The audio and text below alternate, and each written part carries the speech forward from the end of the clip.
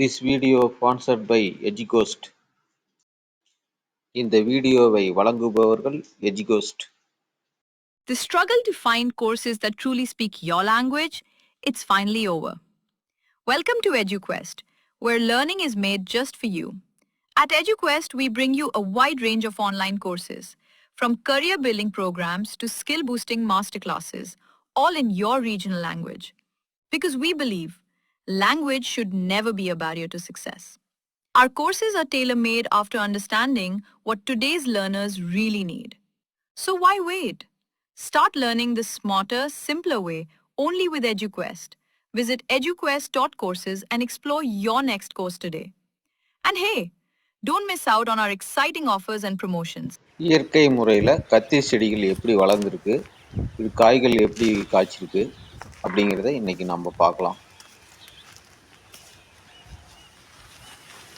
இது வந்து இயற்கை முறையில் நடவு செய்யப்பட்ட கத்திரி செடி.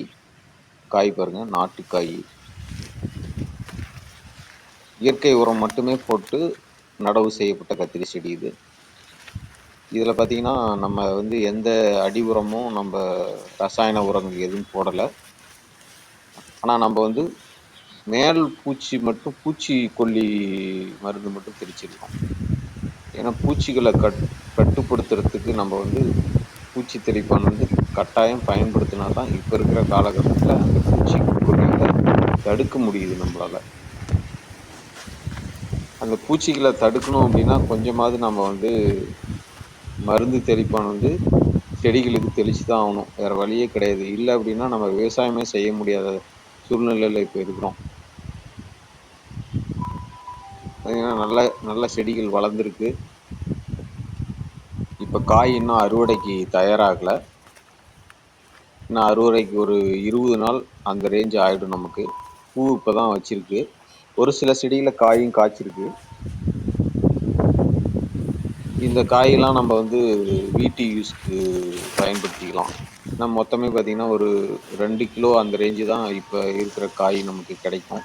இதை நம்ம வந்து அறுவடை செஞ்சு டிரான்ஸ்போர்ட் பண்ணி நமக்கு வந்து வருமானம்னு பார்த்திங்கன்னா பெரிய அளவில் கிடைக்காது. அதனால் நம்ம இப்போ இருக்கிற காய்களை வீட்டு யூஸ் பண்ணிக்கலாம். ஒரு 20 நாள் கழித்து நம்ம வந்து மகசூல் நமக்கு அதிகமாக கிடைக்கும்போது மார்க்கெட்டில் கொண்டு போய் விற்பனை செஞ்சுக்கலாம். அப்போ வந்து நமக்கு வந்து டிரான்ஸ்போர்ட் செலவும் ஈக்குவலாக இருக்கும். நமக்கும் ஓரளவுக்கு வருமானம் கிடைக்கும்.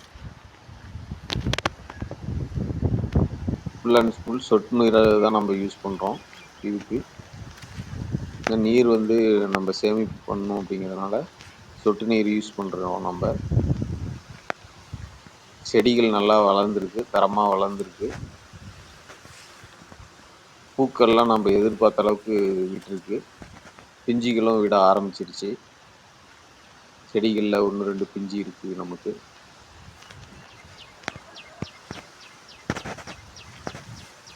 நம்ம மேல் தெளிப்பான் பூச்சிக்கொல்லிக்கு அடிச்சுக்கலாம். ஆனால் வந்து அடி உரம் வந்து நம்ம முடிஞ்ச வரணும் இயற்கை முறையில் நம்ம போடுறது தான் நமக்கு செடிகளுக்கு வந்து அதிகமான ஊட்டச்சத்து கிடைக்கும். நமக்கு மண் வளமும் நமக்கு கெடாமல் இருக்கும். அதனால் முடிஞ்ச வரணும் அடி உரத்தை வந்து இயற்கை முறையில் பயன்படுத்திட்டு மேல் தெளிப்பான் வந்து பூச்சிக்கொல்லிகளை நம்ம தெளிச்சிக்கலாம்.